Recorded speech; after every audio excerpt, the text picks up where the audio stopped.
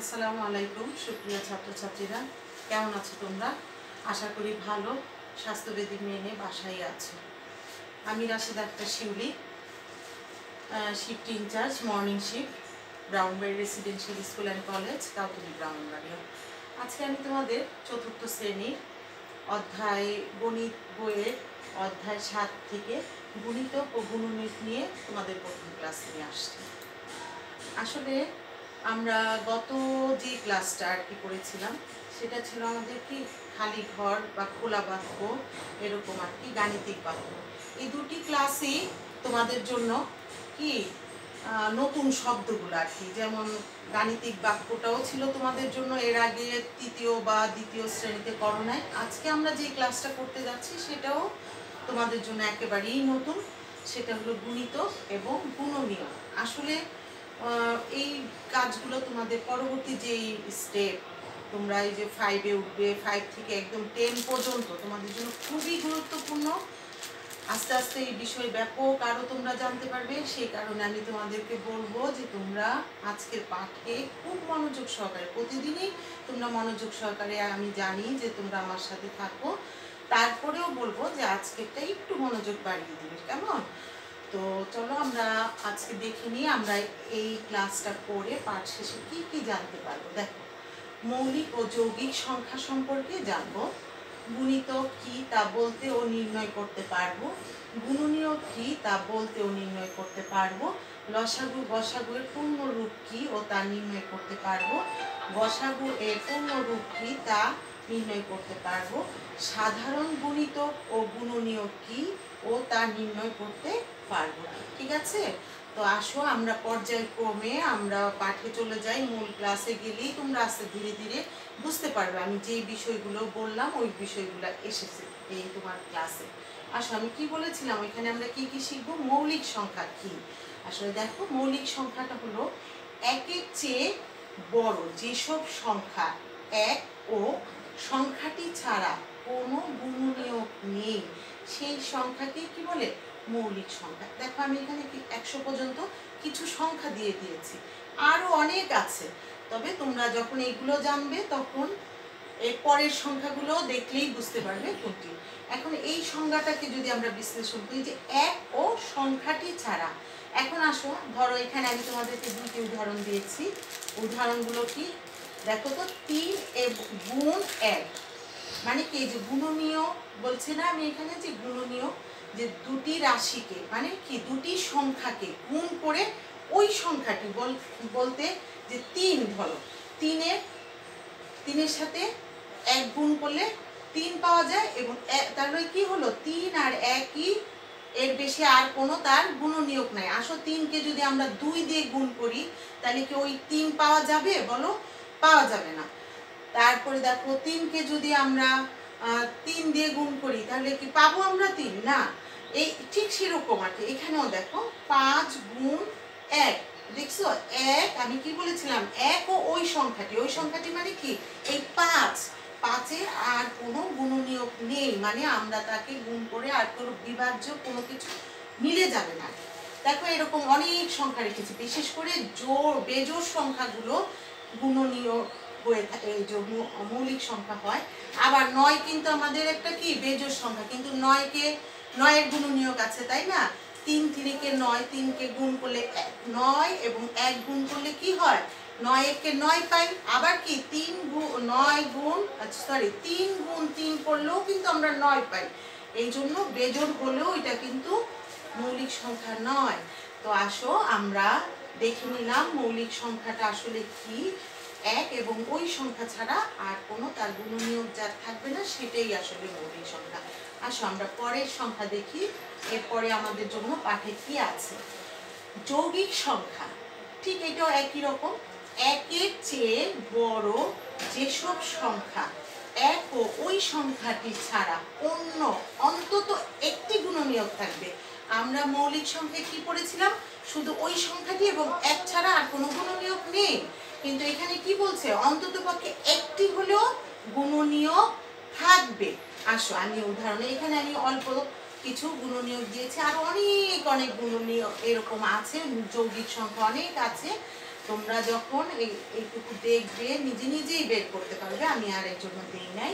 দেখো এখানে বেশিরভাগই কিন্তু জোড় সংখ্যা, জোড় হলো মাঝে মাঝে দেখো যাদের গুণনীয়ক আছে, কি বলেছিলাম 9, দেখেছো এখানে 9 আছে। আচ্ছা আমি যেটা দিয়ে উদাহরণ দিয়েছি তোমাদের সেটা বুঝিয়ে দিই। 4, দেখো 4কে 1 দ্বারা গুণ করলে কি হয়, 4 একে 4। আবার কি দেখো 2 দুগুণে 4 হয় কি, এই দেখছো আমি কি বললাম যে ওই সংখ্যা এবং 1 তার থেকে আর একটি হলেও থাকতে হবে। এখানে দেখো 12 আছে, 12 কি 2 এর থেকেও বেশি আছে।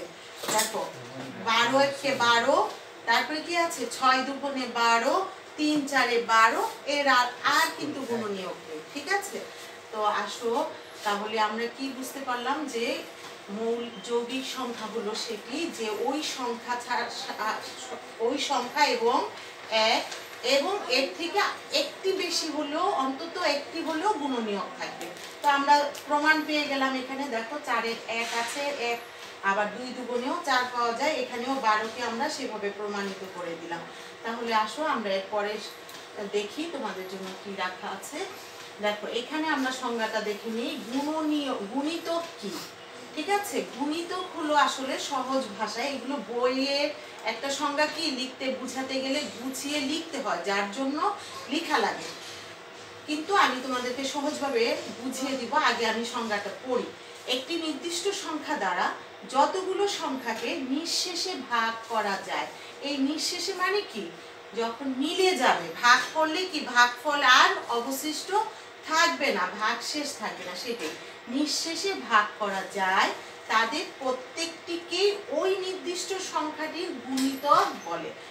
আসল কথা সহজ বাক্যে যেটা আমরা বলবো যে যেমন 2 এর কি গুণের নামাতা পড়ি না, ওই নামাতাটাই হলো আসলে গুণিতক।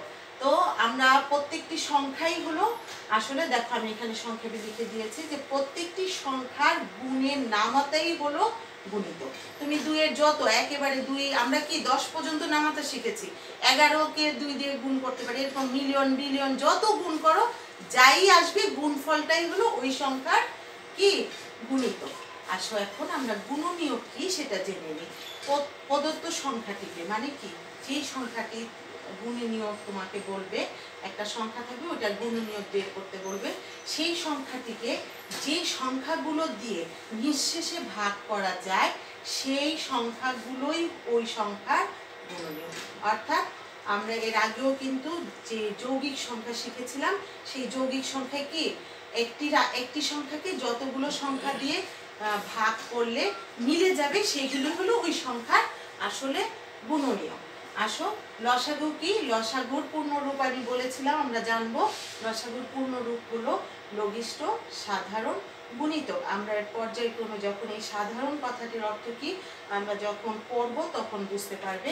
গসাগুর অর্থ হলো গরিষ্ঠ সাধারণ গুণনীয়ক। দেখো ল দিয়ে লঘিষ্ঠ, আর এই স দিয়ে কি সাধারণ, আর গয় রস্যকার দিয়ে কি হয় গুণিতক। তোমরা সবসময় এই জায়গাটুকু খেয়াল করবে, গুণিতক যখন থাকবে তার মানে লসাগু, আর গুণনীয়ক যখন থাকবে তার মানে কি গসাগু।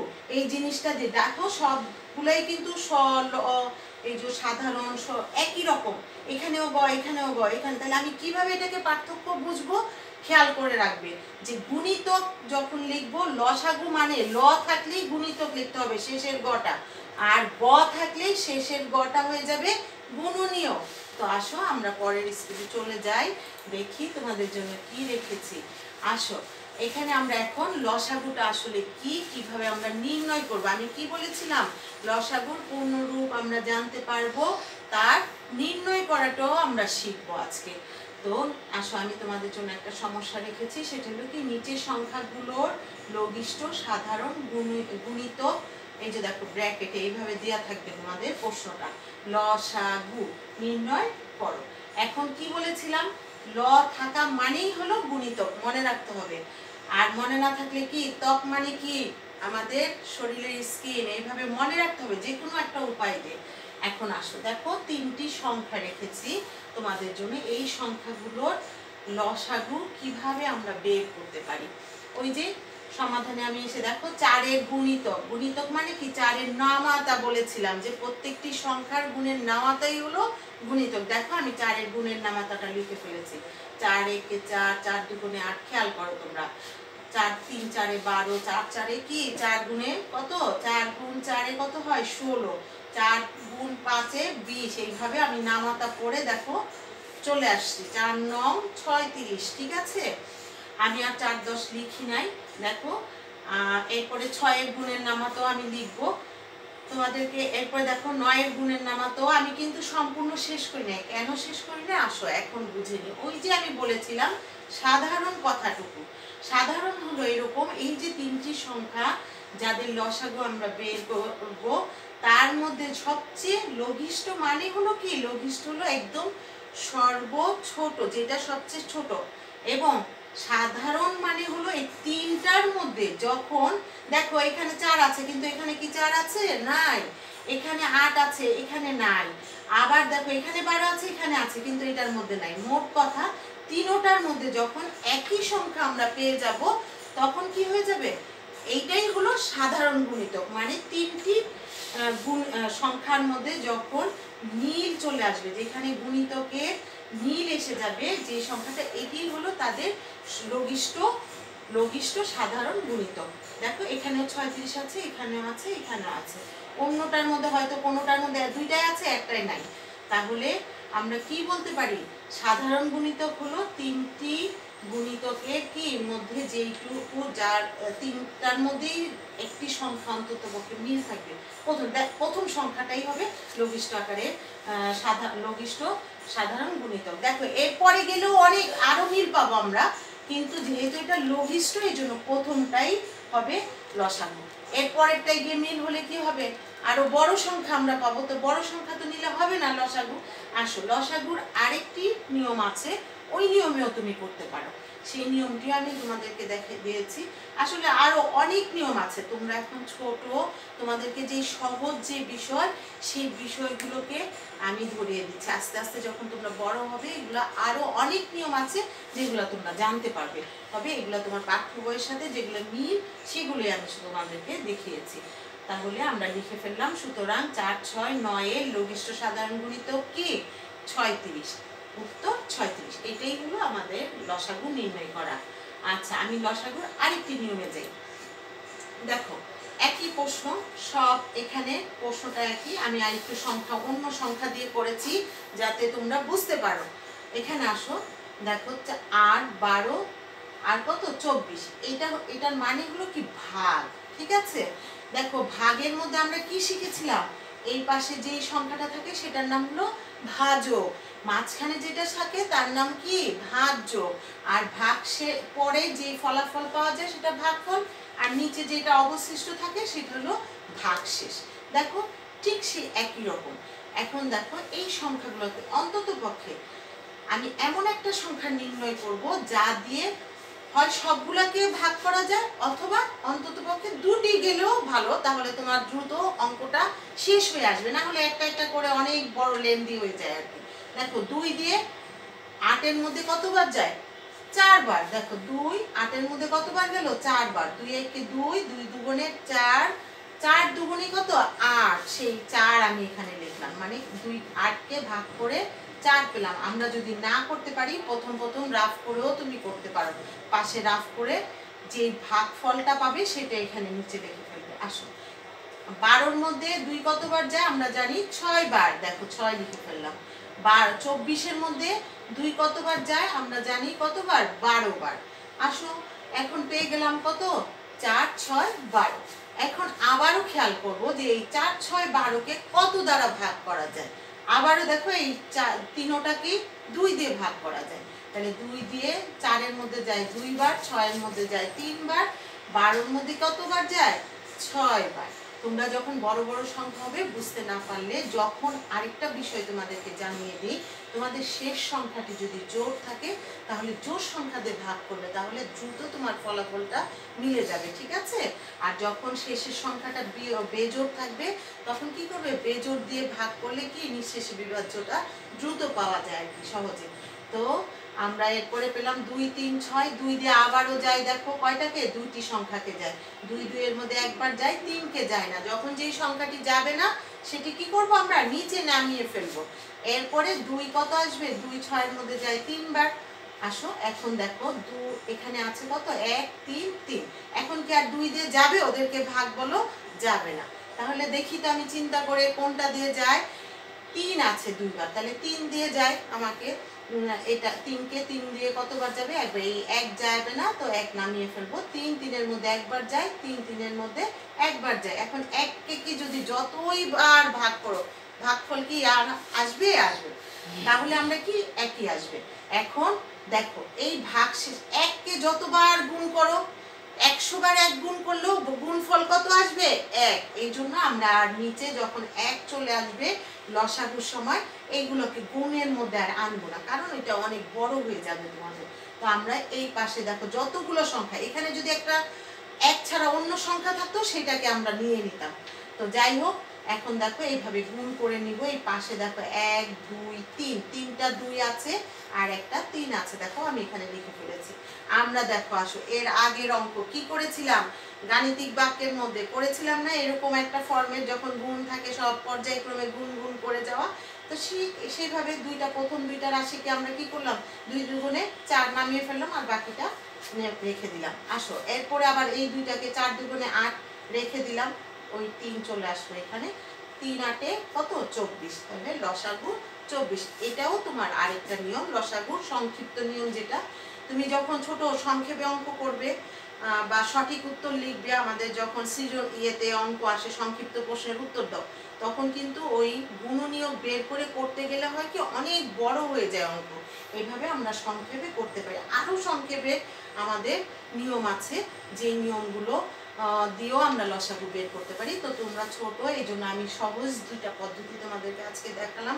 আজকে প্রথম ক্লাস আসলে অনেক বড় হয়ে গিয়েছে, কারণ আমাকে সময় নিয়মগুলোকে জানিয়ে দিতে হয়েছে তোমাদেরকে। এই জন্য আমি আজকে বাড়ির কাজ রাখলাম না। তোমরা এই চ্যাপ্টারটা অনেক ভালো করে এই ক্লাসটা বারবার দেখবে, যাতে কোনো রকম গ্যাপ না হয়। আমি যখন এই লসাগু গসাগুর যে দ্বিতীয় ক্লাস করব, সেই ক্লাসে যাতে তোমাদের আর কোনো সমস্যা না থাকে। তো তোমরা সেই পর্যন্ত ভালো থাকো, আমার সাথেই থাকবে ইনশাল্লাহ। তো আল্লাহ হাফেজ সবাইকে।